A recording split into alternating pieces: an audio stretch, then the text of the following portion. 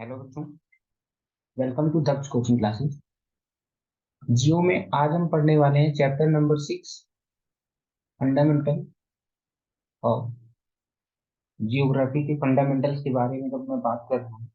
यानी कि कहते हैं कि तो इसमें क्या कहते हैं, फंडामेंटल्स ऑफ जियोग्राफी की अगर हम बात कर रहे हैं तो आज हम देखेंगे कि कहते हैं कि जियोग्राफी सॉरी जियोमॉर्फिक प्रोसेस। अब ये जियोमॉर्फिक प्रोसेस होते क्या हैं क्या नहीं, यहाँ पे अब हमें समझना है।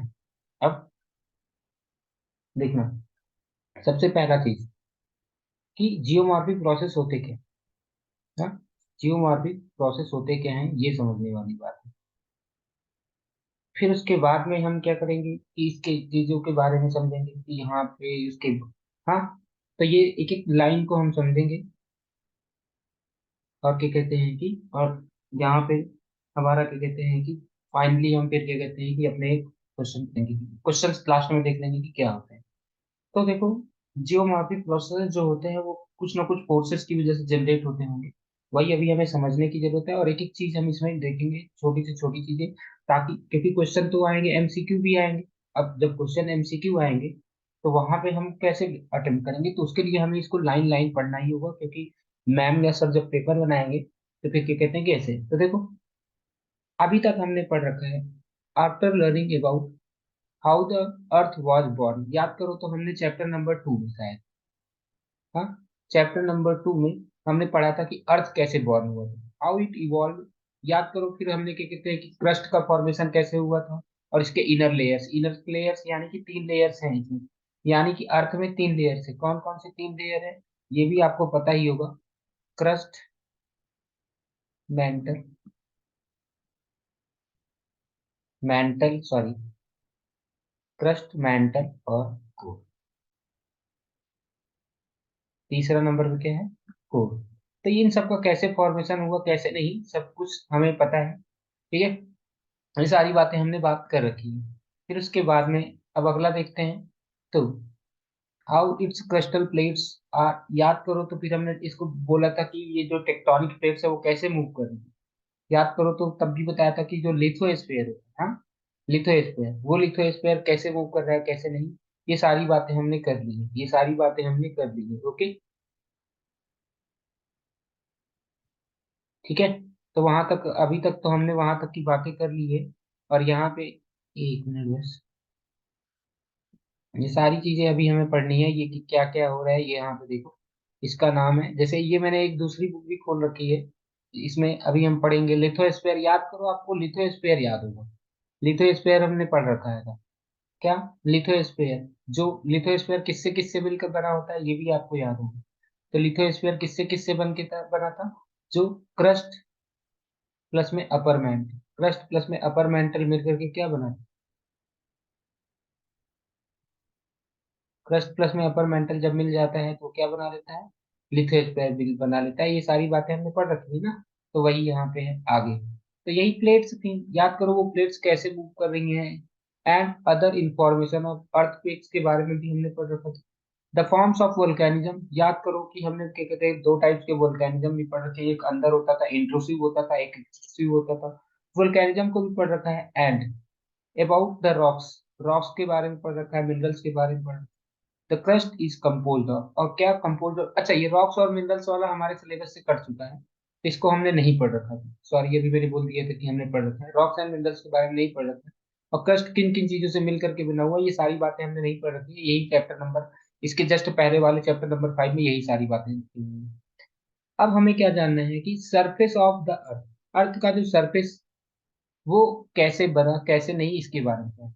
तो सबसे पहला क्वेश्चन ही यही लिखा हुआ है, पहला क्वेश्चन आपके सामने ही दिखाई दे रहा होगा, why is the surface of earth uneven.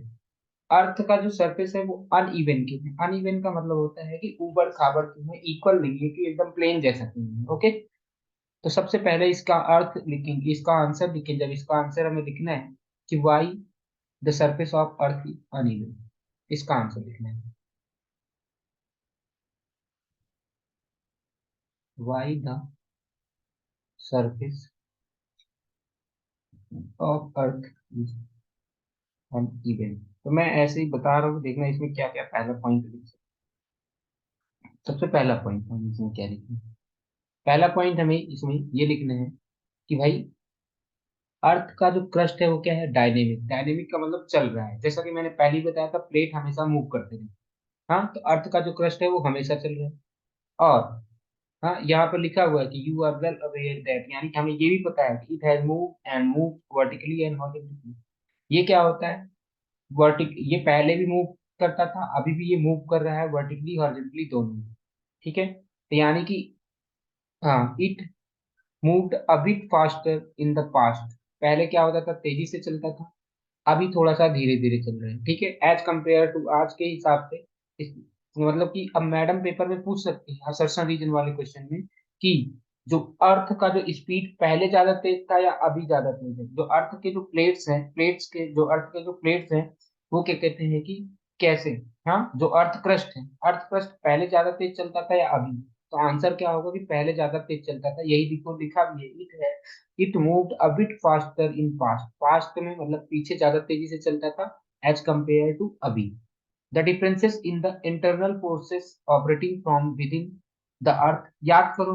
और इंटरनल फोर्सेस कहाँ से जनरेट होती है, इंटरनल फोर्सेस, जस्ट मुझे बताना, इंटरनल फोर्सेस जो होती है, internal forces with in the अर्थ, मतलब अर्थ के अंदर से। ठीक है, अर्थ के अंदर से जनरेट होती है। तो वही लिखा हुआ कि द इन द, यहाँ, the differences in the internal forces operating from within the earth which built up the crust. ध्यान में रख लेना, पेपर में पूछा जा सकता है कि जो क्रस्ट को बिल्टअप करने में कौन सा फोर्सेस काम आते हैं, तो इंटरनल फोर्स ये आते हैं, built up the crust. Crust को बिल्ट करने में कौन सा फोर्सेस काम करते हैं, इंटरनल या external forces, built up the earth crust. तो जब मैं अर्थ क्रस्ट को बनाने में कौन सा फोर्स काम करता है, तो ये आप ध्यान रखना कि इंटरनल फोर्सेस जो होती हैं वो अर्थ क्रस्ट को बनाने में सहायता करती हैं। इंटरनल फोर्सेस जो हैं वो अर्थ क्रस्ट को बनाने में सहायता करते हैं। इतना बात समझ आया? ठीक है, अब नेक्स्ट पॉइंट।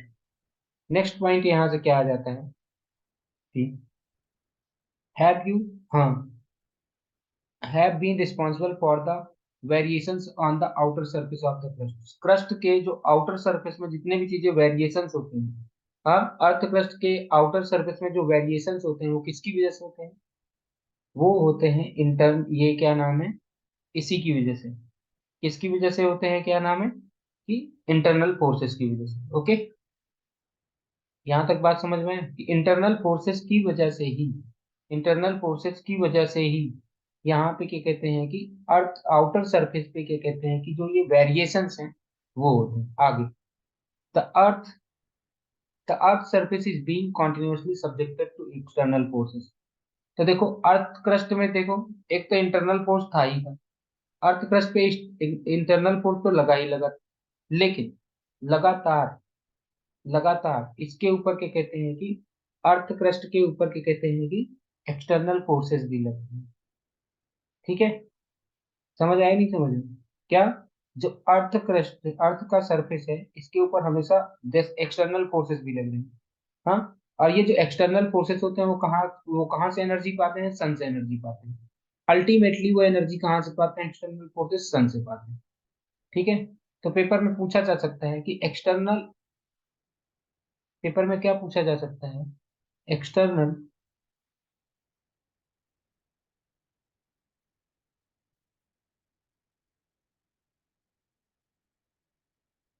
एक्सटर्नल फोर्सेस, जो एक्सटर्नल फोर्सेस होते हैं, ठीक है, ये क्या कहते हैं कि एक्सटर्नल फोर्सेस, और क्या कहते हैं कि हाँ, एक्सटर्नल फोर्सेस कहाँ से सर, मतलब कि अपना एनर्जी कहाँ से पाते हैं, इसको हम लिखेंगे कि इंड्यूस्ड,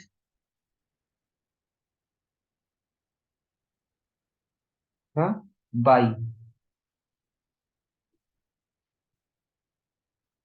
और यहाँ पर डैश कर दिए। तो आपको बताना पड़ेगा ये सनलाइट, इसके द्वारा ये इंड्यूस्ड होते हैं, इसके द्वारा ये बनते हैं। ठीक है, इंटरनल फोर्सेस जो, सॉरी, एक्सटर्नल फोर्सेस जो इंड्यूस होते हैं वो किसकी वजह से इंड्यूस होते हैं, ठीक है,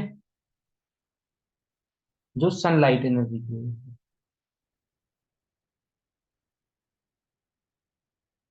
तो ये होते हैं सनलाइट की वजह से आते हैं। इतना बात आपको समझ में आ चुका हो। यानी कि कुल मिलाकर के देखा जाए तो, कुल मिलाकर के देखा जाए तो अर्थ के ऊपर क्या हो रहा है कि एक्सटर्नल फोर्सेस भी लग रहे हैं और इंटरनल फोर्सेस भी लग रहे हैं। यही यहाँ पे देखो लिखा हुआ है कि, यानी कि यहाँ पे देखिए क्या लिखा हुआ है, that means the earth surface is being continuously subjected to by external forces originating earth atmosphere. तो देखो जैसा कि मैंने पहले ही बताया था, इंटरनल फोर्सेस कहाँ पे जनरेट हो रही है, इंटरनल फोर्सेस ये with in the earth, with in the earth, ये अर्थ में बन रही है। और internal forces, sorry external forces कहाँ पे जनरेट हो रही है, एक्सटर्नल फोर्सेस, ये जो एक्सटर्नल फोर्सेस है ये अर्थ के बजाय, ये अर्थ के बजाय कहाँ पे हो रहे हैं कि एटमॉस्फेयर में। ये कहाँ पे जनरेट हो रहे हैं, within the earth atmosphere, within earth atmosphere, earth के अंदर नहीं, अर्थ के एटमॉस्फेयर के अंदर। ठीक है, ये एटमॉस्फेयर में जनरेट होती है और ये, इतना बात तो आपको समझ में आ चुका है। ओके, यहाँ तक। तो ये देखो, ये बाहर से फोर्सेस लगा रहा है अर्थ के ऊपर, ये अंदर से फोर्सेस लगा रहा है। ठीक है, तो जो बाहर से जो फोर्सेस लग रहे हैं उन्हें एक्सोजेनिक फोर्सेस लग रहे हैं। जो बाहर से फोर्सेस लग रहे हैं उन्हें क्या बोलेंगे, एक्सोजेनिक फोर्सेस। देखो नाम से ही देखो क्या लिखा हुआ है कि the external forces are known as exogenic forces and internal forces जो है उन्हें क्या बोला गया, एंडोजेनिक फोर्सेस। क्या जो एक्सटर्नल फोर्सेस है उन्हें क्या बोला गया, एक्सोजेनिक, और जो इंटरनल फोर्सेस है उन्हें क्या बोला गया, एंडोजेनिक। ओके, इतनी बात तो समझ में आ गई होगी कि एक्सटर्नल फोर्सेस है उन्हें हमने क्या बोल दिया। ठीक है, एक्सटर्नल फोर्सेस को हमने क्या बोल दिया, कल को पेपर में पूछ लिया कि एंडोजेनिक फोर्सेस क्या है, एंडोजेनिक फोर्सेस क्या होता है, तो हम बता देंगे कि एंडोजेनिक फोर्सेस क्या होता है, एंडोजेनिक फोर्सेस, दीज फोर्सेस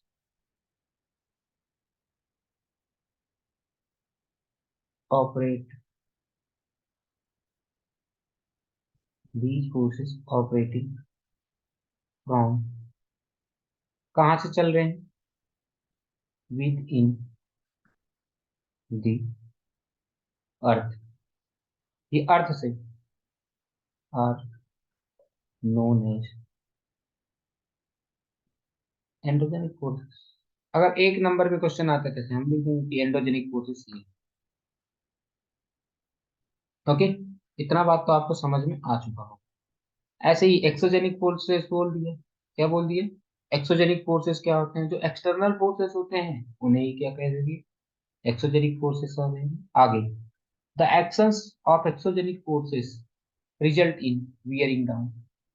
ठीक है, जो डिग्रेडेशन करते हैं, ये डिग्रेडेशन करते हैं। ठीक है, जो क्या नाम है, एक्सोजेनिक फोर्सेस होते हैं, ये वियरिंग डाउन, किसी भी रिलीफ को वियरिंग डाउन करते हैं, एलिवेशन और feeling up of basis, basis जो होते हैं उनको भर देते हैं। हाँ, फीलिंग अप मतलब उनको भर देते हैं, या डिप्रेशन को भर देते हैं on the earth surface, earth surface ये हो गई the phenomenon of wearing down. और तो अगला क्वेश्चन यहाँ पे आ जाएगा है, ग्रेडेशन क्या है।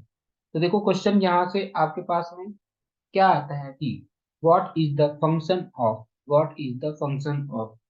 ठीक है, क्वेश्चन क्या पूछा जा सकता है कि what is the function of endogenic exogenic forces. तो इसका आंसर क्या लिख लेंगे, what is the function of exogenic forces.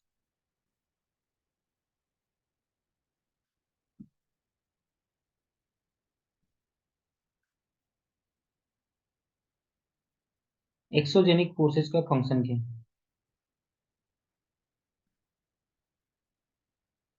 तो समझिएगा इसमें हम क्या क्या लिख सकते हैं, ये एक्सोजेनिक फोर्सेस में क्या क्या हो। सबसे पहला चीज, द एक्शंस, ये क्या करते हैं कि वियरिंग डाउन ऑफ रिलीफ,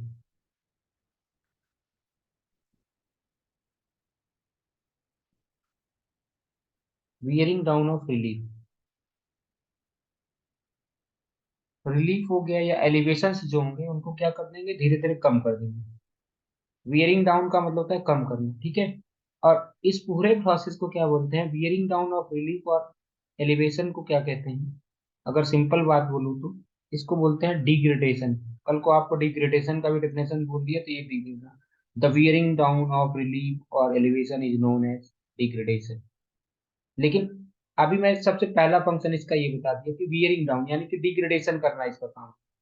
दूसरा और इसका क्या काम होता है, दूसरा काम होता है एग्रेडेशन। एग्रेडेशन का मतलब होता है फिलिंग अप ऑफ बेसिन्स और डिप्रेशंस, फिलिंग अप। अच्छा, इसमें भी ऑन द सरफेस जरूर लगा देना, यहाँ लास्ट में ऑन द अर्थ सरफेस जरूर लगा देना, ऑन द अर्थ सरफेस, क्योंकि ये सारी काम होते हैं अर्थ के सरफेस पे होते हैं, not within the earth, earth के अंदर नहीं होते, अर्थ के सरफेस पे होते हैं। Okay, filling up of basins और डिप्रेशंस,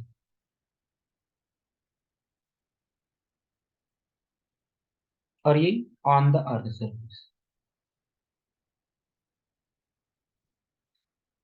तो जो, या तो ये क्या करते हैं कि जो ऊंचे ऊंचे पहाड़ होंगे या जो चीजें होंगी उनको धीरे धीरे कम करते जाएं, और या तो जो नदियां होंगी जो खाली स्थान होते हैं उनको ये क्या करते जाते हैं, फिल करते जाते हैं।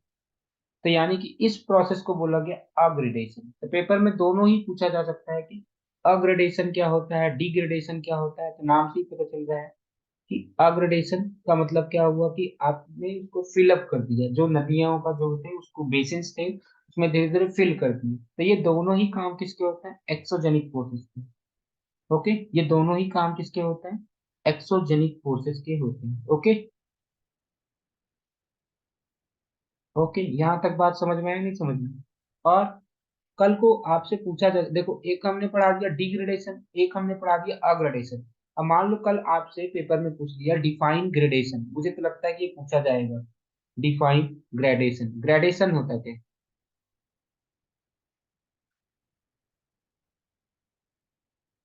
जब मैं बात करूंगा ग्रेडेशन की तो इसका मतलब क्या होता है, the phenomenon of,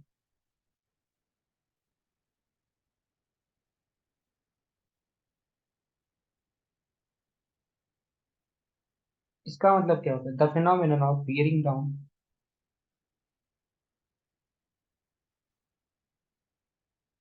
of relief,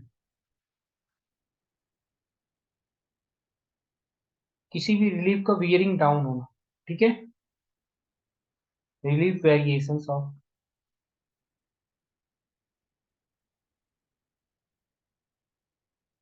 और ये मैंने पता बताया, ये सारी चीजें कहाँ पे होती है, जो एग्रेडेशन हो गया, डिग्रेडेशन हो गया, ये सब सरफेस पे होती है। तो हाँ, बियरिंग डाउन, हाँ, variation of the surface of the earth.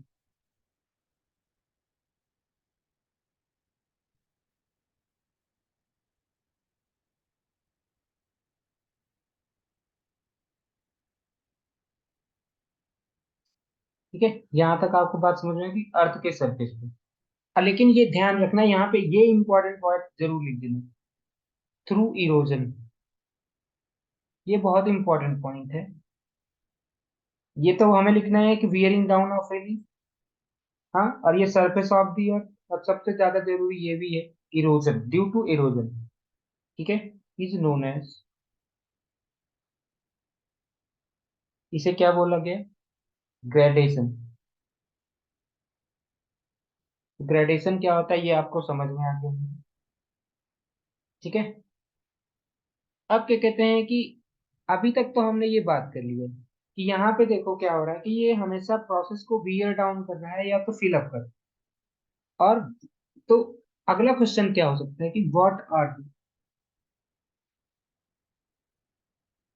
Functions of endogenic forces, या एंडोजेनिक फोर्सेस एक्चुअल में करती क्या है। अगला क्वेश्चन ये हो सकता है कि एंडोजेनिक फोर्सेस क्या है। तो आपको पता होना चाहिए कि एंडोजेनिक फोर्सेस क्या करती है। एंडोजेनिक फोर्सेस जो होती हैं वो क्या करती हैं, समझ लो, वो हमेशा एलिवेट करती है, मतलब वो जैसे पहाड़ वहाड़ जो बनते हैं वो एंडोजेनिक फोर्सेस की वजह से। ठीक है, सबसे पहला पॉइंट इसमें लिखेंगे, द एंडोजेनिक फोर्सेस।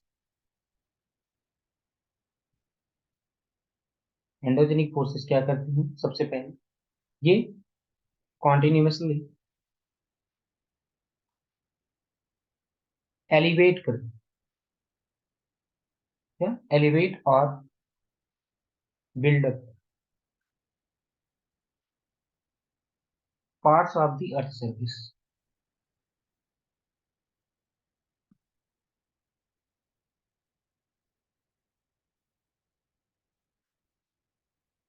तो क्या मैंने बताया कि जो एंडोजेनिक फोर्सेस होती हैं वो कॉन्टिन्यूसली एलिवेट करती हैं किसको, या बिल्डअप करती हैं अर्थ सरफेस के पार्ट को। अर्थ पर सरफेस के पार्ट को वो क्या करती है, एलिवेट करती है या बिल्डअप करती है। समझ आया कि नहीं समझ आया? ठीक है, कितना बात समझ में आया, नहीं समझ में आया? तो ये होगी। अब यहाँ तक हमारी बात एकदम क्लियर समझ में आ गई कि क्या चल रहा है क्या नहीं चल रहा है। ठीक है, तो यानी कि कुल मिलाकर के अगर देखा जाए तो, अगर कुल मिलाकर के अब तक की बातों को ऐसे समझा जाए तो मुझे बताओ, लैंड बिल्डिंग फोर्सेस किसको बोलेंगे, लैंड बिल्डिंग। ठीक है, लैंड बिल्डिंग फोर्सेस किसको बोलेंगे, ये मुझे बताओ आप। और दूसरा क्वेश्चन का आंसर दो कि लैंड वियरिंग फोर्सेस किसको बोलोगे। लैंड वियरिंग फोर्स, वियरिंग का मतलब धीरे धीरे धीरे धीरे उसको खत्म करना। लैंड वियरिंग फोर्सेस किसको बोलोगे आप, और लैंड बिल्डिंग फोर्सेस किसको बोलोगे। दो फोर्सेस आपने अभी तक पढ़े हैं। तो देखो बिल्डिंग, अभी मैंने बताया कि यहाँ पे देखो नाम से ये एंडोजेनिक फोर्सेस का काम क्या था, ये कॉन्टिन्यूसली बिल्डअप कर रहे हैं, देखो बिल्डअप कर रहे हैं। यानी कि जो लैंड बिल्डिंग फोर्सेस हैं वो एंडोजेनिक फोर्सेस होते हैं। जो एंडोजेनिक फोर्सेस होते हैं उसकी वजह से पहाड़ वगैरह बनते हैं। और वहीं पे लैंड वियरिंग फोर्सेस जो होते हैं वो एक्सोजेनिक फोर्सेस, वो एक्सोजेनिक फोर्सेस होते हैं। यहाँ तक उम्मीद करता हूँ कि आपको बातें मेरी एकदम लाइन टू लाइन समझ में आई होंगी। ठीक है, और क्योंकि क्योंकि देखा जाए तो यहाँ तक तो आपको समझ में आ चुका है। अब देखा जाए तो क्या कहते हैं कि जो सरफेस जो है अर्थ का वो बहुत ही ज्यादा सेंसिटिव है। हाँ, सरफेस जो है अर्थ का वो क्या है, बहुत ज्यादा सेंसिटिव है।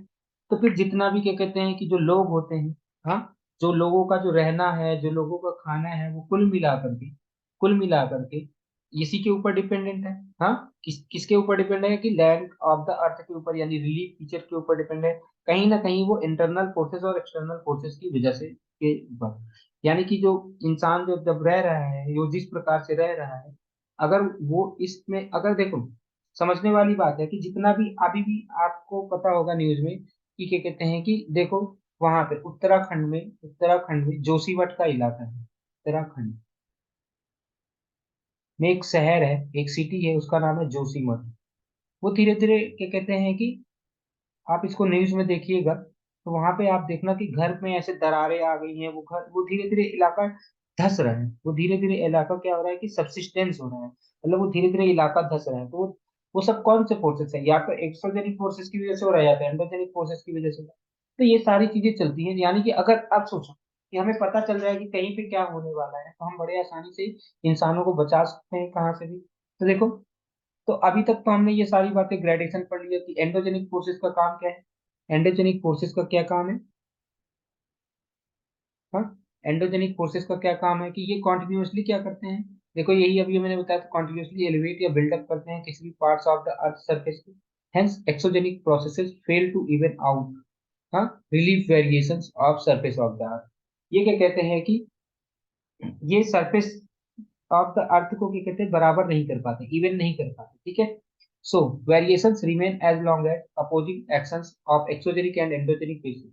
तो देखो ये सब आपस में एक दूसरे के अपोज कर रहे हैं, तो यानी कि आपको इस क्वेश्चन का आंसर अब शायद मिल चुका होगा कि why is the surface of the earth uneven. Uneven क्यों है, क्योंकि हमें पता है यहाँ पे क्वेश्चन लिखा था ना कि अर्थ का जो सरफेस है वो अनइवन क्यों है? अर्थ का जो सरफेस है वो अनइवन क्यों है, एक्चुअल में अनइवन इसीलिए है क्योंकि क्योंकि अब यहाँ पे देखो surface of the earth, surface of अर्थ पे कितने टाइप्स के फोर्सेस काम कर रहे हैं? दो टाइप के। एक तो एंडोजेनिक फोर्सेस काम कर रहे हैं, और दूसरा कौन कौन सा काम कर रहे हैं? एक्सोजेनिक फोर्सेस काम कर रहे हैं। तो जो एंडोजेनिक फोर्सेस क्या करता है, ये बिल्डअप करता है, बिल्डअप करता है या एलिवेट करता है अर्थ सरफेस को, या तो बिल्डअप करता है या तो एलिवेट करता है। एक्सोजेनिक फोर्स क्या काम करता था, याद करो, ये wearing down of the surface. ये क्या काम कर रहा है? Wearing down. हाँ, वियरिंग डाउन, धीरे धीरे उसको कम कर रहा है।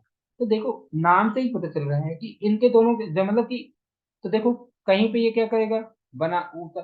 तो due to difference of this, due to difference of endogenic forces and exogenic forces, और ये अलग अलग जगह पे, due to difference of endogenic forces and exogenic forces, हाँ, या due to variations of endogenic forces and exogenic forces, the earth surface is uneven.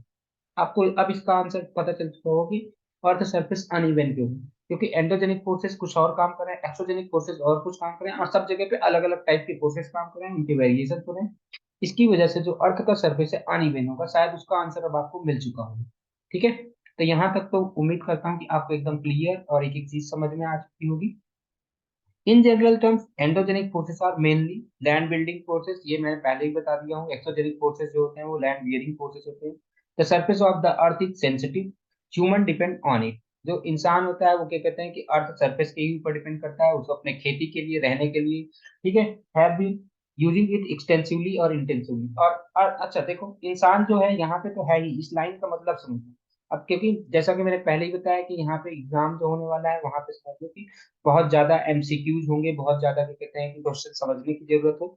इसलिए तो कहीं ना कहीं इंसान, देखो क्या हो रहा है कि यहाँ पे देखो लिखा हुआ है कि human depend on it. On it मतलब earth surface, for their sustenance, मतलब कि वो अपने जीवन के लिए किसके ऊपर डिपेंडेंट है, इसके लिए। And have been using it extensively and intensively. Extensively मतलब हर तरीके से, वो क्या कर रहे हैं कि हर तरीके से इंसान जो है वो किसको यूज कर रहा है, एक्सो क्या कहते हैं कि लैंड को यूज कर रहा है, यानी कि अर्थ सरफेस को यूज कर रहा है। इट इज इसेंशियल टू, तो इसलिए इंसानों को समझना ये जरूरी है कि नेचर को समझना है। अगर उसको यूज करना है, मतलब अर्थ सरफेस को यूज करने के लिए इंसान को फिर उसके नेचर को भी समझना पड़ेगा। कि मतलब कि कब, अब समझना कि कहाँ पे भूकंप आ सकता है, कहाँ पे ज्वालामुखी आ सकती है, कहाँ पे वोल्केनो, मतलब ज्वालामुखी और वोल्केनो सेम ही है। कहाँ पे वोल्केनो आ सकता है, कहाँ पे भूकंप आ सकता है, कहाँ पे सुनामी आ सकते हैं, इन सब चीजों को समझना जरूरी है। ठीक है, ताकि वो कह रहे हैं कि without disturbing it's balance and diminishing it's potential for the future. तो यानी कि क्या कहते हैं कि इसके बैलेंस को ना बिगाड़ते हुए उसको क्या कहते हैं कि ये चीजें समझना पड़ेगा, हाँ, नेचर को समझना पड़ेगा, ये सारी बातें। ओके, तो यानी कि however humans have caused, देखो, extensive damage to the environment. जो एनवायरमेंट में डैमेज के कारण में क्या हुआ है, इंसानों ने बहुत ज्यादा एनवायरमेंट को डैमेज किया, जिसकी वजह से, जिसकी वजह से क्या कहते हैं कि इन्होंने बहुत ज्यादा ओवर यूज मतलब रिसोर्सेज तो यूज करना चाहिए था, लेकिन इन्होंने क्या किया, इंसानों ने ओवर यूज कर लिया रिसोर्सेज का। ओवर यूज का मतलब क्या होता है कि अब ज्यादा, मतलब जरूरत से ज्यादा यूज कर लिया। ठीक है, हाँ, वी, हाँ, यूज वी मस्ट, बट कह रहे हैं कि हमें यूज तो करना चाहिए, तो we must also leave its potential enough to sustain life through the, मतलब फ्यूचर। अब क्या कहते हैं कि हमें इतना रिसोर्सेज को उतना तो यूज करना चाहिए था, लेकिन क्या कहते हैं कि आगे वाली जनरेशन के लिए भी छोड़ देना चाहिए, फ्यूचर तक के लिए। Most of the surface of the earth had and has been saved over very very long period of time, मतलब बहुत दिनों से क्या कहते हैं कि ये धीरे धीरे धीरे धीरे धीरे अर्थ का जो शेप है वो बनता जा रहा है। And because of its use and misused by humans, its potential is being diminished at fast rate। और इसका पोटेंशियल जो है वो धीरे धीरे क्या हो रहा है, बहुत तेजी से डिग्रेड हो रहा है, क्योंकि ह्यूमंस ने कुछ ज्यादा ही इसको यूज कर लिया। इफ द प्रोसेस ऑफ से, हाँ, तो इसको कह रहे हैं कि ये बार बार ये वेरी करता रहता है, जो इसका जो अर्थ का जो क्या कहते हैं कि शेप है, या अर्थ के क्या कहते हैं कि, हाँ, शेपिंग प्रोसेस, देखो लिखा हुआ है कि if the processes which shaped and are shaping the surface of the earth, जिन्होंने अर्थ के सरफेस को शेप दिया है, अर्थ के सरफेस को शेप मतलब कि कहीं पे पहाड़, ये वो जो भी बन रहे हैं, तो इनको भी पढ़ना हमें बहुत जरूरी है। तो हम यही पढ़ने वाले हैं कि जिन फोर्सेस ने, जिन कारणों ने क्या कहते हैं कि अर्थ के सरफेस को बनाया है। ओके, ठीक, क्योंकि अर्थ के सरफेस पे ही कहीं ना कहीं इंसानों की लाइफ डिपेंड है। तो जब अर्थ के सरफेस को हम समझ जाएंगे, तो उससे हम क्या कहते हैं कि बड़े आसानी से हम ये समझ जाएंगे कि कहाँ पे ह्यूमंस को रहना है और कितना चीजें यूज करना चाहिए, कितना नहीं। तो अब तक हमने जो पढ़ा ये बात है, ठीक है। अब जो नेक्स्ट आता है, जियोमॉर्फिक प्रोसेसेस क्या होता है। तो जियोमॉर्फिक प्रोसेस, सबसे पहला समझना है कि जियोमॉर्फिक प्रोसेस। तो you would like to know meaning of geomorphic process, मतलब जियोमॉर्फिक प्रोसेस का क्या मतलब होता है। The endogenic and exogenic forces causing physical stresses and chemical actions on the material। तो इसे बोला गया जियोमॉर्फिक प्रोसेस। तो अब डिफाइन पेपर में मान लो मैडम ने पूछ लिया या सर ने पूछ लिया, भैया define geomorphic process.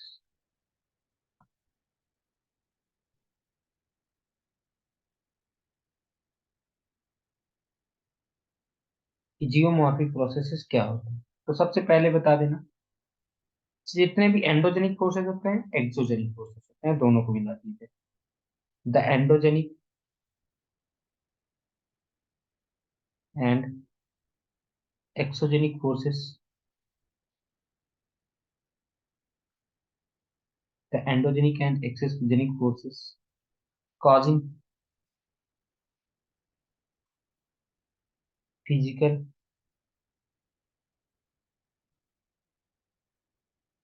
stresses and chemical actions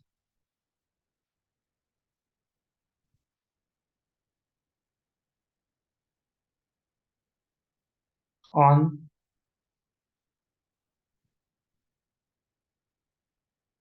earth materials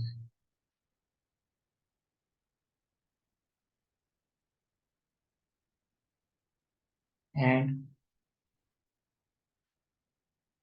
bring about bringing about changes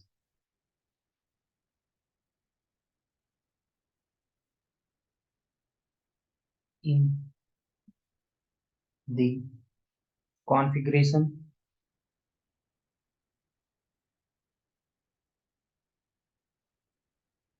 of the surface of the earth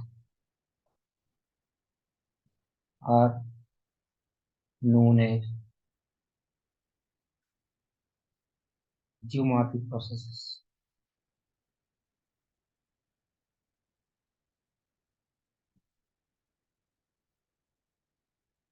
समझना क्या लिखा हुआ है कि जो एक्चुअल में होते क्या है। जियोमॉर्फिक प्रोसेसेस की बात करूं तो ये एंडोजेनिक और एक्सोजेनिक फोर्सेस है और कुछ नहीं है। एंडोजेनिक और एक्सोजेनिक फोर्सेस ही, ठीक है।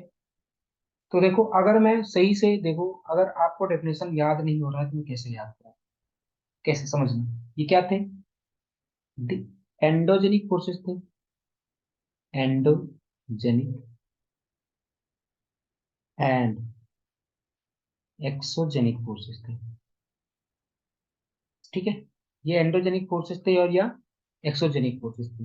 और ये किसके ऊपर इफेक्ट कर रहे थे, ये किसके ऊपर कारण डाल इनके ये इनका जो क्या कहते हैं कि मेन इफेक्ट किसके ऊपर आ रहा था। ये क्या कर रहे थे, इनका जो काम क्या था, ये कॉज क्या कर रहे थे, तो ये लिख देंगे कॉजिंग। हाँ, ये कारण क्या बन रहे थे, फिजिकल स्ट्रेस, या तो फिजिकल स्ट्रेस ला रहे थे, और और केमिकल एक्शंस, या तो फिजिकल स्ट्रेस दे रहे थे या तो केमिकल एक्शंस, यही दोनों काम कर रहे थे।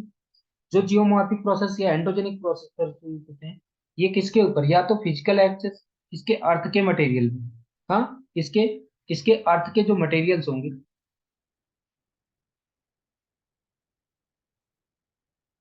अर्थ मटेरियल्स पे, या तो क्या करेंगे, ये एंडोजेनिक फोर्सेस होते हैं जो कॉज करते हैं, क्या कॉज करते हैं, फिजिकल स्ट्रेसेस और chemical actions on the earth materials. फिर फिर क्या था, फिर इसके बाद जो को मैंने बताया था कि ये क्या करते हैं, कॉन्फ़िगरेशन में चेंजेस लाते हैं, क्या लाते हैं, चेंजेस लाते हैं, ठीक है। तो bringing about changes in the configuration of the अर्थ, तो कुल मिलाकर के ये ध्यान रख लो कि जो एंडोजेनिक फोर्सेस या एक्सोजेनिक फोर्सेस होंगे और वो चेंजेस लाएंगे in the configuration of the surface of the अर्थ के कॉन्फ़िगरेशन में जो भी चेंजेस लाता है उन्हें ही क्या बोला गया, एंडोजेनिक या सॉरी उन्हें ही बोला गया जियोमॉर्फिक प्रोसेसेस। समझ लेते हैं, यहाँ पे देखो क्या लिखा हुआ है कि यहाँ से डेफिनेशन देखना क्या लिखा हुआ है। The endogenic and exogenic forces causing physical stresses and chemical actions on the earth material, जो अर्थ मटेरियल पे फिजिकल स्ट्रेस या केमिकल एक्शंस देते हैं। और साथ में ही समझने वाली बात ये है कि ये क्या करते हैं, जो ये फोर्सेस है जो भी है, क्या कहते हैं कि फिजिकल फोर्स, ये किसमें चेंजेस लाते हैं, changes in the configuration of the surface of the अर्थ। जो भी जियोमॉर्फिक प्रोसेसेस होते हैं उसमें दो चीजें तो आप जरूर इंक्लूड करो, डेफिनेशन में दो चीजें आप जरूर यूज करना कि एक्सटर्नल फोर्सेस इंटरनल फोर्सेस होते हैं, और साथ में ही वो क्या कहते हैं कि चेंजेस लाते हैं किसमें, कॉन्फ़िगरेशन ऑफ द अर्थ। ये नहीं लिखेंगे कॉन्फ़िगरेशन ऑफ द अर्थ तो गलत हो जाएगा। अब कुछ एग्जांपल हैं जैसे diastrophism and volcanism are endogenic geomorphic processes. तो पेपर में पूछा जाएगा आपसे, और ये पूछा जाएगा, और ये असर्शन रीजन में क्वेश्चन आ सकता है, या वैसे भी आ सकता है कि जो डाय विच ऑफ द फॉलोइंग ना, कौन कौन से इसमें से क्या कहते हैं कि एंडोजेनिक फोर्सेस की वजह से आ रहे हैं। तो यहाँ पे नोट करने वाली बात है, नोट करके पॉइंट ये ध्यान में रखने वाली बात है कि जो डायस्ट्रोफिज्म है, अब समझो ऐसे मैं बना देता हूँ कि क्या कहते हैं कि डायस्ट्रोफिज्म क्या होता है और क्या नहीं होता। यहाँ पे एक ऐसे बना दो जैसा कि मैंने बताया था कि जियोमॉर्फिक प्रोसेसेस, जियो, इसको अभी रहने दो, फोर्सेस में ही बता देता हूँ ना। फोर्सेस दो टाइप के थे ना, एक थे एंडोजेनिक,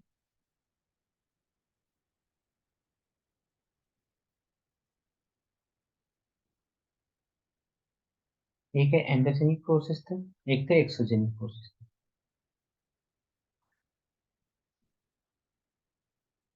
अब इसमें इन दोनों एंडोजेनिक जो फोर्सेस है इसमें क्या क्या आ जाएगा, डायस्ट्रोफिज्म।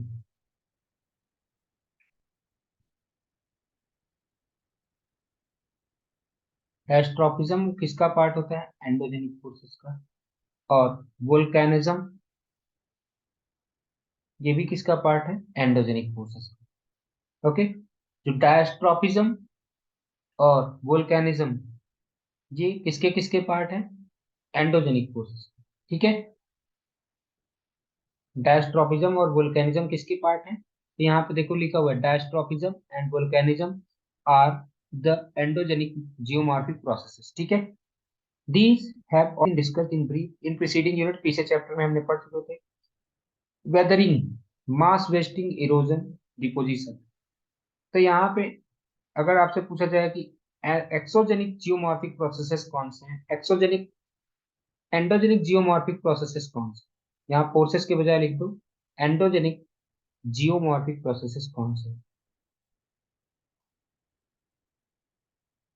और ये एक्सोजेनिक जियोमॉर्फिक प्रोसेसेस कौन से हैं।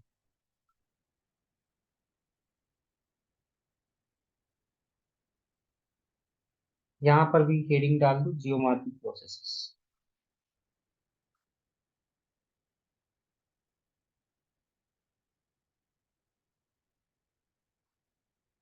तो यहाँ पे ये हो गई, सबसे पहला कौन कौन सा आ जाएगा, सबसे पहला अभी इसमें बताया था, जिसमें सबसे पहला पॉइंट क्या आया था, एक्सोजेनिक में कौन कौन सी चीजें आई थी, सबसे पहले आई थी कि क्या कहते हैं कि वेदरिंग।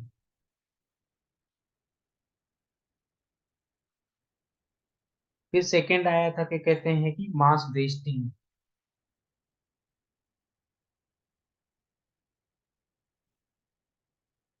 तीसरा आया था इरोजन,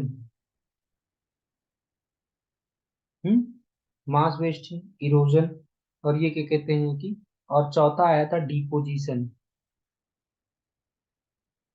डिपोजिशन का मतलब होता है जमा होना। तो ये चार चीजें हो गई और यहाँ पे दो चीजें हो गई। तो यही यहाँ पे देखिए क्या लिखा हुआ है कि हमने प्रीसीडिंग यूनिट में weathering, mass wasting, erosion, deposition, ये एक्सोजेनिक जियोमॉर्फिक प्रोसेस। एक्सोजीनो, हाँ, are dealt in this chapter, इस चैप्टर में हम इन्हीं के बारे में बहुत अच्छे से पढ़ेंगे।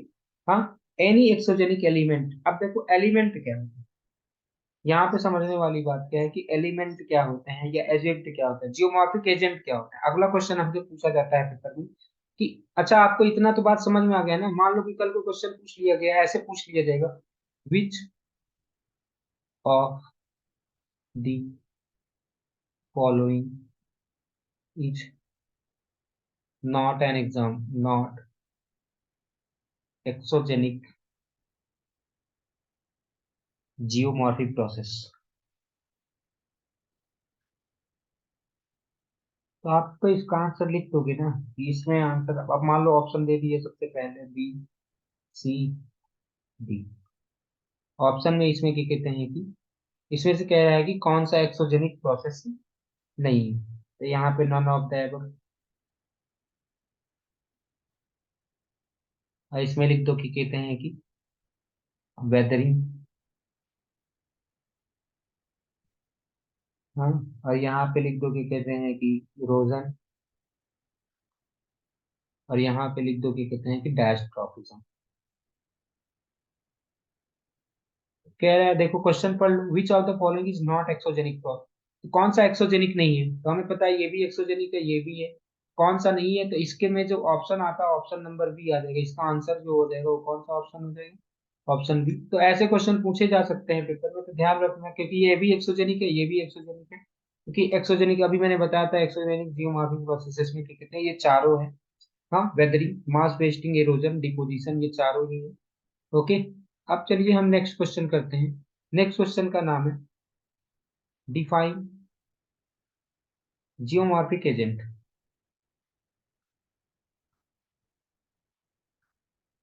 जियोमॉर्फिक एजेंट क्या होता है, ओके। तो यहाँ पे समझने वाली बात है कि अब देखो कोई भी एनी एक्सोजेनिक एलिमेंट, कोई भी एक्सोजेनिक एलिमेंट है ऑफ नेचर। अब वो कुछ भी हो सकता है, वो कुछ भी हो सकता है, हो सकता है कि वाटर हो सकता है, या या आइस हो सकता है, या विंड हो सकता है, ये कोई भी, चाहे जो एक्सोजेनिक एलिमेंट ऑफ नेचर, जो भी exogenic capable of, capable of, तो हम लिख देंगे इसको, ठीक है। तो यहाँ पे क्या, एनी एक्सोजेनिक, हाँ, any exogenic element of nature capable of acquiring and transporting earth material, acquiring and transporting earth materials, ठीक है। Earth materials can be called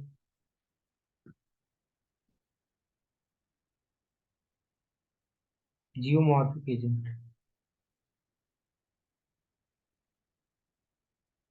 तो ध्यान रख लेना कि जियोमॉर्फिक एजेंट क्या होते हैं, कोई भी वो एक्सोजेनिक होंगे, ध्यान रख लेना वो एक्सोजेनिक एलिमेंट होंगे जो एक्वायर करते होंगे, मतलब कि कहते हैं कि जो अर्थ मटेरियल्स होगा उनको लेते होंगे और उनको एक स्थान से दूसरे स्थान पर ट्रांसफर कर देंगे। कौन कौन सी ऐसी चीजें हैं जो ट्रांसफर कर देंगे, एग्जाम्पल, ये एग्जाम्पल है, ध्यान में रख लेना। एग्जाम्पल में वाटर, वाटर में क्या होगा, मिट्टी को एक स्थान से उठाएगा दूसरे स्थान पे जमा कर देगा। एयर भी ऐसे, हवाओं में भी क्या, हवा में तो मिट्टी के पार्टिकल्स होते हैं एक स्थान से दूसरे स्थान पे, ऐसे ही आइस। तो ये सब एग्जाम्पल हैं किसके, जियोमॉर्फिक एजेंट के। तो पेपर में पूछा जाएगा जियोमॉर्फिक एजेंट क्या होता है, तो कोई भी एक्सोजेनिक, ये एंडोजेनिक एलिमेंट नहीं होते हैं, ये ध्यान में रखते हैं ना, यहाँ पे इंपॉर्टेंट बात ये है। हर एक क्वेश्चन का एक कुछ ना कुछ इंपॉर्टेंट पॉइंट होता है, तो यहाँ पे इंपॉर्टेंट पॉइंट क्या है, एक्सोजेनिक एलिमेंट इंपॉर्टेंट है, यहाँ पे जो इंपॉर्टेंट है वो एक्सोजेनिक एलिमेंट ये होते हैं, ठीक है। अब क्या कहते हैं कि ये ये जो मूव करते हैं एक स्थान से दूसरे स्थान पे मूव करते हैं, और क्या कहते हैं कि कुछ ना कुछ चीजें एक स्थान से दूसरे स्थान पे लेकर के जाते हैं, ठीक है। ओके। अब यहाँ पे समझिएगा क्या क्या लिखा हुआ है, क्या क्या नहीं। तो देखो यहाँ पर भी वही चीजें लिखी हुई है, any exogenic element of nature, हाँ, capable of acquiring and transporting the earth materials, यानी कि जो एक्सोजेनिक एलिमेंट ट्रांसफर आउट करते हैं या एक्वायर करते हैं अर्थ मटेरियल्स को, इन्हें बोलते हैं जियोमॉर्फिक एजेंट बोलते हैं। When these elements of nature become mobile, अच्छा, ये मोबाइल का मतलब होता है चलना शुरू हो जाते हैं, किसकी वजह से? ग्रेडियंट्स की वजह से। किसकी वजह से? ग्रेडियंट्स की वजह से। दे रिमूव द मटेरियल्स, ये मटेरियल्स को रिमूव कर देते हैं, ये मटेरियल्स को क्या कर देते हैं? रिमूव कर देते हैं। And transport them over the slopes, और उनको, जैसे ढलान, पानी हमें पता है कि ऊपर से नीचे फ्लो होगा, हाँ, तो यानी कि वो एक स्थान से दूसरे स्थान पे किसी भी मटेरियल को ट्रांसपोर्ट कर देते हैं, वहां पे डिपोजिट कर देंगे लोअर लेवल पे। डिपोजिट का मतलब होता है जमा कर देंगे। तो यानी कि आपको पता चल चुका कि ये क्या कहते हैं कि ये जो जियोमॉर्फिक एजेंट होते हैं, ये क्या कहते हैं कि ट्रांसफर करते हैं एक मटेरियल को एक स्थान से दूसरे स्थान। Geomorphic processes and geomorphic agents are specially exogenic, चाहे वो जियोमॉर्फिक प्रोसेसेस होते हैं चाहे वो जियोमॉर्फिक एजेंट्स होते हैं। अगर जब तक उनको हम ये ना बोले कि क्या कहते हैं कि ये सब, हाँ, तब तक वो क्या कहते हैं? एक्सोजेनिक ही होते हैं। ठीक है, यहाँ तक आपको बात उम्मीद करता हूँ कि एकदम बढ़िया से समझ में आ चुका हो। अब आगे आगे समझते हैं कि क्या है। A process is a force, process जो प्रोसेस होता है वो फोर्स होता है। जियोमॉर्फिक प्रोसेस क्या होता है? एक फोर्स होता है applied on the earth material affecting the.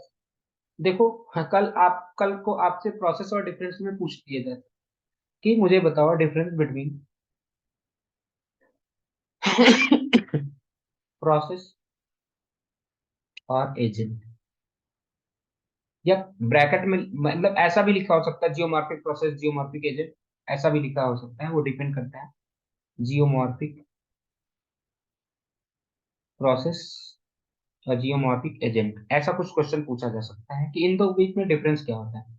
Geomorphic, तो ध्यान रख लेना भैया, जियोमॉर्फिक प्रोसेस जो होते हैं ये हमेशा फोर्स, ये क्या होते हैं? फोर्स होते हैं।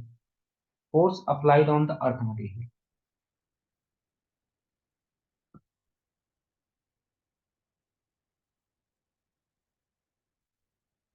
Earth materials and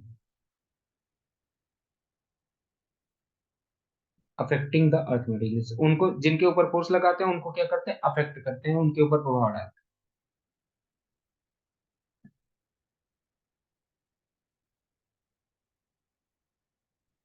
force applied on the earth material and affecting the earth material. Agent क्या होता है? एजेंट जो होता है ये क्या होता है? Mobile medium. It is a mobile medium, mobile मतलब चलने वाला, जो एक स्थान से दूसरे स्थान पे चलता है उसे मोबाइल कहते हैं। ये मोबाइल मीडियम एग्जाम्पल में जैसा कि मैंने बताया ही था, रनिंग वाटर, इसमें क्या एग्जाम्पल में आ जाएगा? Running water. मूविंग आइस, जिसको ग्लेशियर्स बोलते हैं, मूविंग आइस, ये glaciers water. Wind, wind, wave, current, ये सब क्या है? ये सब एजेंट्स हैं। करंट्स का मतलब यहाँ पे वाटर करंट ऐसा कुछ समझ लेना, ठीक है। तो यानी कि ये होता है, ये क्या करते हैं? इनका जो काम क्या होता है? इनका काम जो होता है, एजेंट का काम होता है ट्रांसफर करना। एजेंट का काम क्या होता है? ट्रांसपोर्ट करना। एजेंट का काम क्या होता है? मटेरियल्स को ट्रांसपोर्ट करना। तो ये क्या करते हैं? ट्रांसपोर्ट करते हैं, विच इट रिमूव्स, हटाते हैं, ट्रांसपोर्ट, लेकर जाते हैं, and and deposit the earth materials. Deposit मतलब होता है जमा करना, कहीं पे इकट्ठा करना। अर्थ मटेरियल्स को ये क्या करते हैं? डिपॉजिट भी करते हैं या जमा भी करते हैं। ठीक है। अब जो रनिंग वाटर हो गए या ग्राउंड वाटर हो गए, ये सब क्या कहते हैं कि ये जियोमॉर्फिक एजेंट्स भी हो गए। ठीक है। तो जो आपको ये जो रनिंग वाटर, ये मूविंग आइस, ये ग्लेशियर्स जिनको बोलते हो, विंड वेव्स, ये जितने भी हैं, ये सब क्या है? जियोमॉर्फिक एजेंट्स हैं। तो आपको इतनी बातें तो बेसिक तो समझ में आ गया होगा कि जियोमॉर्फिक एजेंट्स क्या होते हैं। कि जो भी देखो, प्रोसेस की बात कर रहे हैं तो प्रोसेस एक फोर्स है, लेकिन जो एजेंट होते हैं वो क्या करते हैं? एक मीडियम से दूसरे मीडियम या एक स्थान से दूसरे स्थान पे किसी भी चीज को, हो सकता है किसी ना किसी चीज को लेकर के जाते हैं, तो वो जियोमॉर्फिक एजेंट से यही सारी चीजें हुई, जो running water, ground water, glaciers वगैरह ये सब होते हैं। ठीक है। यहाँ तक आपको ये सारी बातें समझ में आ चुकी। अब थोड़ा सा और आगे समझते हैं कि अगला यहाँ पे देखो क्वेश्चन क्या लिखा हुआ है कि क्या जियोमॉर्फिक एजेंट और जियोमॉर्फिक प्रोसेसेस अलग हैं। हाँ अलग हैं, इनके बीच में डिफरेंस अभी हमने देख भी लिया है। अगला, gravity besides being a directional force. देखो ग्रेविटी डायरेक्शनल फोर्स है, कल को पेपर में दे दिया कि ग्रेविटी डायरेक्शनल फोर्स है या नहीं है, तो ग्रेविटी डायरेक्शनल फोर्स है, ग्रेविटी डायरेक्शनल फोर्स है, ग्रेविटी में डायरेक्शन होता है। ये ध्यान रखो ना, पेपर में पूछा जा सकता है कि ग्रेविटी डायरेक्शनल फोर्स है या नहीं, तो ग्रेविटी कैसा फोर्स है, डायरेक्शनल फोर्स है। हाँ, और दूसरा चीज, activating all down slope movements, जितना भी डाउन नीचे की ओर जो मूवमेंट्स होते हैं वो किसकी वजह से होते हैं, ग्रेविटी की वजह से। किसकी वजह से होते हैं, ग्रेविटी की वजह से। और साथ में ही stress on the earth materials, यानी कि एक तो ग्रेविटी का दो इफेक्ट होता है। एक तो ग्रेविटी के कारण क्या होता है कि सारी की सारी चीजें नीचे की ओर जाती हैं। दूसरा चीज ग्रेविटी क्या करते हैं कि अर्थ मटेरियल पे स्ट्रेस डालते हैं। Indirect gravitational stresses activate wave and tide. याद करो, जब मैंने वेव और टाइड वाला चैप्टर पढ़ाया था, वेव एंड टाइड वाला चैप्टर पढ़ाया था, तो वहां पे बताया भी था इनडायरेक्ट ग्रेविटेशनल स्ट्रेसेस। तो जो ये जो टाइड्स होते हैं या जो वेव्स होते हैं या जो क्या कहते हैं कि करंट्स होते हैं, वो किसकी वजह से, जो वेव, वो जो वाटर करंट्स या विंड, ये सब जो चलते हैं वो किसकी वजह से चलते हैं, ये भी कहीं ना कहीं ग्रेविटेशनल फोर्स की वजह से चलते हैं, ग्रेविटी की वजह से चलते हैं। Without gravity and gradients there would be no mobility and no erosion. तो यानी ग्रेविटी के बिना क्या कोई इरोजन हो सकता है, नहीं। ग्रेविटी के बिना कोई इरोजन हो सकता है, नहीं। ग्रेविटी के बिना कोई भी चीज एक स्थान से दूसरे स्थान पे चल सकती है, नहीं। ट्रांसपोर्टेशन, डिपोजिशन, ये सारी की सारी जो होती है वो किसकी वजह से पॉसिबल है, ग्रेविटी की वजह से। अब देखो डिपोजिशन का मतलब आपको इतनी देर में तो समझ में आ ही चुका होगा कि एक स्थान पे किसी भी चीज का जमा होना ही डिपोजिशन है। ठीक है। So gravitational stresses are as important as other geomorphic processes. तो देखो जियोमॉर्फिक प्रोसेसेस में अभी तक हमने ये पांच पढ़े थे। कौन कौन से पांच पढ़े थे देखना, ये हमने पढ़े थे जियोमॉर्फिक प्रोसेसेस में। एक मिनट भाई, यहाँ पे जाओ, ये पांच हमने पढ़े थे। डायस्ट्रोफिज्म, वोल्केनिज्म, विदरिंग, ये सब तो ठीक है। इसके साथ में एक सबसे इंपॉर्टेंट जो आया वो क्या है, ग्रेविटी। ग्रेविटी, जितना बाकी चीजें इंपॉर्टेंट है उतना ही ग्रेविटी। ग्रेविटी भी एक फोर्स है। याद करो, जो फोर्स होते हैं वही प्रोसेस होते हैं। तो ग्रेविटी भी फोर्स है, दैट्स वाई के कहते हैं कि वो भी एक प्रोसेस है। That is keeping us in contact with surface, इसकी वजह से हम सरफेस पे हैं। And it is the force that switches on the movement of the all surface material. जो एक स्थान से दूसरे स्थान पे जितने भी मटेरियल का क्या कहते हैं मूवमेंट होता है वो किसकी वजह से हो रहा है, बाकी तो कारण है ही, बाकी चीजें तो कारण है ही, लेकिन उसमें एक और रोल है जियोमॉर्फिक, ग्रेविटी का भी अपना एक रोल है। ऑल द मूवमेंट्स और इधर विद इन द अर्थ, चाहे वो अर्थ के अंदर हो रहा हो, चाहे वो सरफेस पे हो रहा हो, वो किसकी वजह से होता है, ड्यू टू ग्रेडियंट्स। ग्रेडियंट्स का मतलब समझते हो, ग्रेडियंट्स का मतलब मैंने पहले ही बता रखा है, ढलान। तो यहाँ पर भी लिखा हुआ है from higher level to lower level. जितनी भी चीजें होती हैं, जितनी भी चीजें होती हैं ग्रेडियंट्स की वजह से होती हैं। ग्रेडियंट्स मतलब higher level to lower level की वजह से, या हायर प्रेशर से लोअर प्रेशर की वजह से होती है। तो यानी कि आपको पता चल चुका कि ग्रेविटी का क्या इंपॉर्टेंस है। क्लियर है। यहाँ पे मैं फिर से इसको बता देना चाहता हूँ कि देखो वैसे तो ग्रेविटी का काम क्या है, डायरेक्शनल फोर्स है। वैसे तो ग्रेविटी का काम क्या है, डायरेक्शनल फोर्स है। लेकिन लेकिन इसकी वजह से, एक तो डायरेक्शनल फोर्स है ही, यानी कि एक तो ये जिसकी वजह से नीचे सारी चीजों का नीचे की ओर मूवमेंट होता ही है, सारी चीजों का नीचे की ओर मूवमेंट होता ही है। लेकिन दूसरा भी एक कारण है, ये क्या करता है, stress of the earth materials, earth materials के ऊपर एक प्रकार से स्ट्रेस करता है। स्ट्रेस मतलब फोर्स लगाता है। अब इसके कारण से भी क्या होता है कि जब हवाएं जो चलती हैं एक स्थान से दूसरे स्थान पे, जो क्या कहते हैं कि वेव करंट चलते थे, जो टाइड्स, जो क्या कहते हैं, याद करो टाइड्स पढ़ाया था, टाइड्स ऊपर नीचे पानी का गिरना, ये सब जो होते हैं वो किसकी वजह से हो रहे हैं, ग्रेविटी की ही वजह से हो रहा है। अगर ग्रेविटी नहीं हो तो कोई इरोजन नहीं होगा, अगर ग्रेविटी नहीं हो तो कोई ट्रांसपोर्टेशन नहीं होगा, ग्रेविटी नहीं हो तो कोई डिपोजिशन नहीं होगा। तो ये सब कहीं ना कहीं किसकी हो रहे हैं, ग्रेविटी और ग्रेडियंस की वजह से। जो ट्रांसपोर्टेशन, इरोजन और डिपोजिशन हो रहा है वो किसकी वजह से हो रहा है, ग्रेविटी एंड क्या कहते हैं कि ग्रेडियंट्स की वजह से हो रहा है। समझ में आया ना। ग्रेविटी एक ऐसा फोर्स है जो हमेशा हमें अर्थ से बांधे रखता है, और साथ में ही क्या कहते हैं कि जितने भी मटेरियल्स होते हैं उनके मूव करने में सहायता करता है। ठीक है। ऑल द मूवमेंट्स, इधर वो चाहे अर्थ के अंदर हो चाहे अर्थ के सरफेस पे हो, वो सब किसकी वजह से होते हैं, ग्रेविटी। अब यहाँ पे पढ़ लेते हैं endogenic processes. Endogenic processes endogenic processes में दो पढ़ने हैं हमें, diastrophism, volcanism. The energy emanating from the earth is main force behind the endogenic geomorphic process. ये अर्थ के अंदर से फोर्सेस आती है, पहले ही मैंने बता रखा है कि जो एंडोजेनिक फोर्सेस होते हैं, एंडोजेनिक प्रोसेसेस होते हैं, उसके लिए जो कारण है वो कौन सा फोर्सेस है, एंडोजेनिक फोर्सेस। एंडोजेनिक प्रोसेसेस के लिए रिस्पॉन्सिबल कौन है, एंडोजेनिक प्रोसेसेस के लिए कौन रिस्पॉन्सिबल है, तो एंडोजेनिक फोर्सेस रिस्पॉन्सिबल है। एंडोजेनिक फोर्सेस जो अर्थ, याद करो एंडोजेनिक फोर्सेस कौन सी थी, जो अर्थ के अंदर से फोर्सेस आ रही है। This energy is mainly generated by radio activity. तो कल को पेपर में पूछा जा सकता है कि जो एंडोजेनिक फोर्सेस होते हैं वो किससे जनरेट होते हैं, रेडियो एक्टिविटी से। Rotational and tidal friction and primordial heat from the origin of the अर्थ। ठीक है। तो आपसे पेपर में पूछा जा सकता है कि एंडोजेनिक फोर्सेस एनर्जी कहाँ से पाती हैं, तो रेडियो एक्टिविटी से पाती हैं। रोटेशनल एंड टाइडल फ्रिक्शन की वजह से आता है, जब वो रोटेट करते रहते हैं। और प्राइमोडियल हीट का मतलब जब ये बन रहा होगा तो तब क्या कहते हैं कि जब तब भी हीट जनरेट हुई थी, उन सब के कारण एंडोजेनिक फोर्सेस आते हैं। This energy due to geothermal gradients.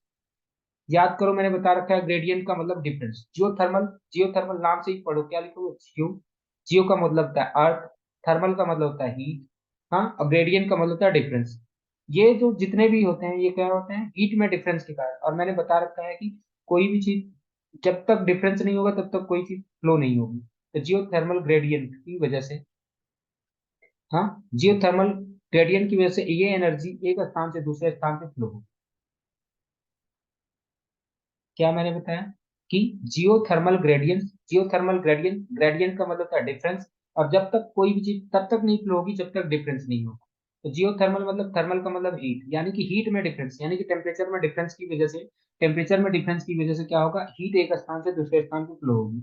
जब हीट एक स्थान से दूसरे स्थान पे फ्लो होगी तो वो वोल्केनिज्म और डायस्ट्रॉफिज्म का कारण बनते हैं। ओके। और ये दोनों ही चीजें कहाँ पे होती हैं, लिथोस्फीयर में होती है। चाहे वो वोल्केनिज्म हो चाहे डायस्ट्रॉफिज्म हो, किसमें होती है, लिथोस्फीयर में होती है, ध्यान में रख लेना। ओके। यहाँ तक बात समझ में आ गई होगी आपको। This energy due to geothermal gradients and heat flow from within the within induces diastrophism and volcanism. तो ये एनर्जी किसकी वजह से फ्लो होती है, जियोथर्मल ग्रेडियंट्स की वजह से फ्लो होती है। Due to variations of the geothermal gradients and heat flow within from within the crystal thickness and strength, the action of endogenic forces are not uniform। देखो, कहीं पे देखो क्रस्ट, देखो समझना समझना, हीट का फ्लो कहीं पे ज्यादा होता है कहीं पे कम होता है। दूसरा चीज, क्रस्ट का थिकनेस भी कहीं पे ज्यादा होता है कहीं पे कम होता है। और क्रस्ट का स्ट्रेंथ भी कहीं पे ज्यादा होता है कहीं पे कम होता है। तो इसकी वजह से जो इनके जो फोर्सेस का जो क्या कहते हैं कि, फोर्सेस का जो क्या कहते हैं कि यूनिफॉर्म हर जगह पे अप्लाई नहीं होगी। हो सकता है कि कहीं पे क्या कहते हैं कि बहुत ज्यादा फोर्स अप्लाई हो जाए और कहीं पे कम फोर्स। समझ आया नहीं समझ में? ठीक है। यानी कि tectonically controlled original crystal surface uneven.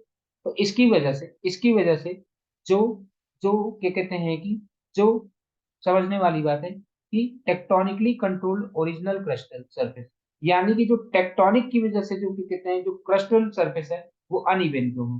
तो पेपर में पूछ लिया जाता है कि अनइवन क्रिस्टल सरफेसेस क्यों है। क्रिस्टल सरफेसेस यानी कि जो जो क्रस्ट के जो सरफेसेस हैं वो कैसे क्या कहते हैं कि अनइवन। अनइवन इसलिए क्योंकि हर जगह फोर्स सेम नहीं लग रहा है। अगर सब जगह पे सेम टाइप का फोर्स लग रहा होता तो वो अनइवन नहीं होता, इवन होता। इवन मतलब समतल होता। बट अनइवन इसलिए है क्योंकि हर जगह पे देखो, जो ये जो जियोथर्मल ग्रेडियंट्स अलग अलग होते हैं और हीट फ्लो भी क्या कहते हैं कि दूसरी जगह पे अलग होगा। ये सब किसके ऊपर डिपेंड करता है, ये सब क्या होता है कि जैसे क्रिस्टल थिकनेस की वजह से या स्ट्रेंथ की वजह से ये सब क्या होते हैं, हर जगह पे सेम नहीं होते हैं। समझ में आया नहीं समझ में आया? पेपर में अगर पूछेगा कि क्या कहते हैं कि जो क्रिस्टल सरफेस है वो अनइवन क्यों है, तो हम बता देंगे भाई क्योंकि हर जगह पे क्या कहते हैं कि जो थिकनेस है क्रिस्टल का, थिकनेस है क्रस्ट का थिकनेस है। और क्या कहते हैं कि जो ये जो जियोथर्मल ग्रेडियंट होता है इसका स्ट्रेंथ अलग, या हीट का जो फ्लो है उसका स्ट्रेंथ कम या ज्यादा हो सकता है। तो इसकी वजह से एंडोजेनिक फोर्सेस सब जगह पे सेम काम नहीं करती है। तो इस वजह से अब हम बात करते हैं डायस्ट्रोफिज्म क्या। अब हमारा जो नेक्स्ट पॉइंट है, व्हाट इज डायस्ट्रोफिज्म। जितने भी, हाँ, all processes that move elevate और build up the portions of the earth come under the, जितने भी प्रोसेसेस हाँ, चाहे वो मूव कर रहे हो, चाहे वो एलिवेट, एलिवेट का मतलब ऊंचा उठाना, यानी कि जो पहाड़ वहाड़ जो बनते हैं, पहाड़ वहाड़ जो बनते हैं वो सब क्या है, डायस्ट्रोफिज्म है। ध्यान में रख लेना कि जिसकी वजह से, डायस्ट्रोफिज्म वो प्रोसेसेस होते हैं जिसकी वजह से अर्थ जो होता है वो क्या होता है, मूव करता है, एलिवेट करता है और बिल्डअप। तो ये होते हैं डायस्ट्रोफिज्म। अच्छा, इसमें क्या क्या होता है डायस्ट्रोफिज्म में, एक होता है ओरोजेनिक प्रोसेसेस। ओरो का मतलब ये होता है माउंटेन। ओरो मतलब माउंटेन, याद कर लो। ओरो, ओरो मतलब माउंटेन, ध्यान रखो। तो ठीक है, ओरो मतलब माउंटेन, तो यानी कि ओरोजेनिक, यानी कि जिसने माउंटेन बनाया होगा। देखो नाम में ये लिखा हुआ, डेफिनेशन देना, involving mountain building through severe folding and affecting the long narrow belts of the earth crust। यानी कि, यानी कि ओरोजेनिक प्रोसेसेस क्या होते हैं, जो जो माउंटेन बिल्ड करते हैं। कैसे? By folding and affecting long narrow belts, बहुत ज्यादा अर्थ क्रस्ट को एक जगह पे इकट्ठा करेंगे, उनको फोल्ड करके माउंटेन बना देते हैं। हाँ, एक जगह पे इकट्ठा करते हैं और उसको माउंटेन बना देते हैं। तो माउंटेन बना दिया तो उसे क्या बोल दिया गया, अर्थ क्रस्ट, सॉरी, उसे बोल दिया गया कि कहते हैं कि, जो माउंटेन बना दिया उसे हमने क्या बोल दिया भैया, उसे हमने बोल दिया कि ओरोजेनिक प्रोसेस। तो यानी कि डायस्ट्रोफिज्म जो है, डायस्ट्रोफिज्म का एक पार्ट होता है ओरोजेनिक, एक होता है एपिरोजेनिक। हाँ, एपेरियोजेनिक। तो इसमें क्या है, एपिरोजेनिक में प्रोसेस इन्वॉल्विंग अपलिफ्ट और warping of the large parts of the earth. Upliftment मतलब ये सीधे उठ जाएगी। ठीक है, डायस्ट्रोफिज्म में देखो, एक था ओरोजेनिक, उसमें फोल्डिंग की वजह से, मतलब कि जगह जगह पे चीजें इकट्ठा हुई और वो फोल्ड हो करके वो इकट्ठा हो गई। और एपायरोजेनिक में क्या होता है, अचानक से ये अपलिफ्टिंग, सीधे उठ जाएंगे पार्ट, सीधे पार्ट उठ जाएंगे, उसे बोलते हैं अपलिफ्टिंग। जो अपलिफ्टिंग हो गया, सीधे उठते हैं, ठीक है। अपलिफ्टिंग और warping of large parts of the earth crust। ठीक है। तीसरा अर्थक्वेक्स जो होती है, अर्थक्वेक्स, यानी कि आपको पता चल गया कि डायस्ट्रोफिज्म में क्या क्या आ रहा है, ओरोजेनिक आ रहा है, पायरोजेनिक आ रहा है, और क्या कहते हैं कि अर्थक्वेक्स आ गए, जिसमें क्या कहते हैं कि ये माइनर मूवमेंट, छोटी छोटी मूवमेंट्स होती हैं अर्थक्वेक्स में। और प्लेट टेक्टोनिक्स, हाँ, जिसमें प्लेट प्लेट टेक्टोनिक्स में क्या होता है, horizontal movement of crystal plates. Horizontal movements of crystal plates जो होते हैं वो डायस्ट्रोफिज्म का ही पार्ट है। तो डायस्ट्रोफिज्म में हमने चार चीजें पढ़ी, डायस्ट्रोफिज्म में हमने चार चीजें पढ़ ली। डायस्ट्रोफिज्म में हमने वो चार चीजें कौन कौन सी पढ़ी? सबसे पहले पढ़ी ओरोजेनिक। ओरोजेनिक में क्या होता था, ओरोजेनिक में क्या होता था, माउंटेन बिल्डिंग। माउंटेन बिल्डिंग लेकिन किसकी वजह से होता था, ड्यू टू, इसमें क्या होता था, ओरोजेनिक में क्या होता था, माउंटेन बिल्डिंग होता था, लेकिन ये किसकी वजह से होता था, हाँ, ये जो ओरोजेनिक हो रहा है, यानी कि इसमें जो माउंटेन बिल्डिंग हो रहा है, वो किसकी वजह से हो रहा था, बताना मुझे। तो ओरोजेनिक में जो माउंटेन बिल्डिंग हो रहा था, जिसमें क्या कहते हैं कि, हो रहा था भाई, ये मेन कारण इसमें क्या था, मेन कारण ये था कि कहते हैं कि ये फोल्डिंग की वजह से हो रहा है, फोल्डिंग की वजह से हो रहा है, किसकी वजह से हो रहा है, फोल्डिंग की वजह से। बस अभी इतना ध्यान रखिए, फोल्डिंग। और फिर ओरोजेनिक के बाद में हमने पढ़ा था एपायरोजेनिक। क्या पढ़ा था, एपायरोजेनिक। पायरोजेनिक में क्या होता था, ये पायरोजेनिक में अपलिफ्टमेंट ऑफ, अपलिफ्टमेंट, सीधे अपलिफ्टमेंट, अपलिफ्टमेंट, हम्म, अपलिफ्टमेंट और warping of large parts of the earth crust। Earth crust का एक ऊंचा पार्ट उठ जाना है। और फिर तीसरा हमने पढ़ा ही था कि कहते हैं कि अर्थक्वेक्स। अर्थक्वेक्स में ये पूरा हमने इसके बारे में बहुत अच्छे से पढ़ रखा था।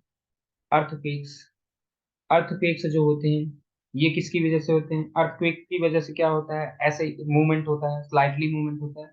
हाँ, तो ये क्या कहते हैं कि, हाँ, ये क्या कहते हैं कि लोकल रिलेटिवली माइनर मूवमेंट्स। ये माइनर मूवमेंट्स, बस इतना याद रखिए, माइनर मूवमेंट्स होते हैं। और एक चौथा हमने पढ़ रखा है, tectonic, plate tectonics.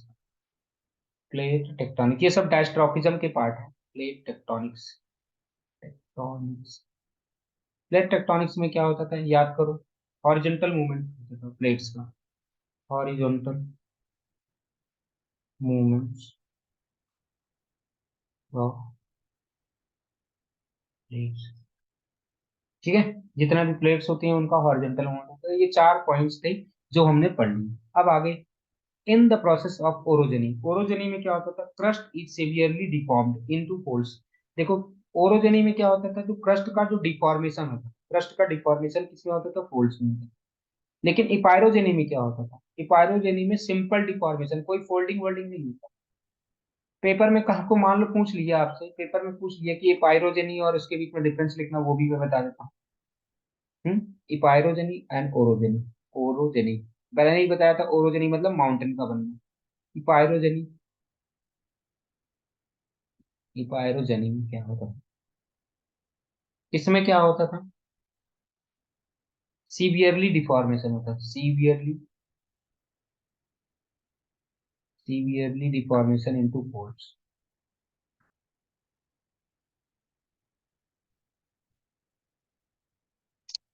Severely deformation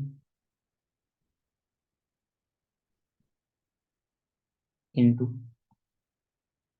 folds. इसमें क्या होता था, सिंपल डिफॉर्मेशन, इसमें क्या होता था, सिंपल डिफॉर्मेशन, माउंटेन बिल्डिंग,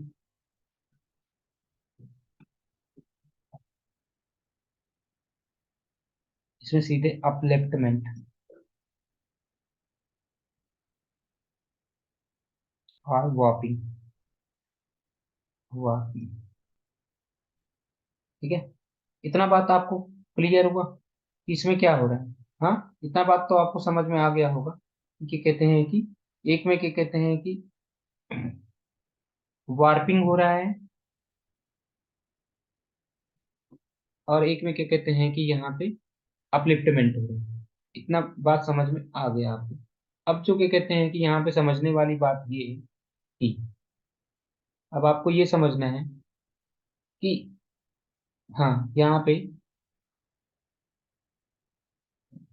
एक मिनट, हाँ मैं ये बता रहा था कि एक में क्या हो रहा था, यहाँ process of orogeny the crust is severely deform. और क्या कहते हैं कि एक में क्या हो रहा है कि वार्पिंग, सिंपल डिफॉर्मेशन होता है, origin is mountain building process, pyrogenic continental building process. तो यहाँ पे ध्यान रख लेना कि एक में क्या हो रहा है कि माउंटेन बिल्डिंग, जो ये अपलिफ्टमेंट या वार्पिंग होता है, इसकी वजह से क्या होता है, कॉन्टिनेंटल बिल्डिंग होता है, कॉन्टिनेंट्स पूरे बनते हैं, कॉन्टिनेंटल बिल्डिंग।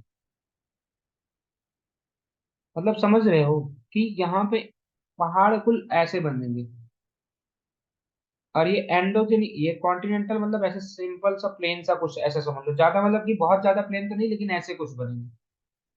तो उम्मीद करता हूँ कि आपको ये समझ में आ गया होगा कि क्या हो रहा है, क्या नहीं।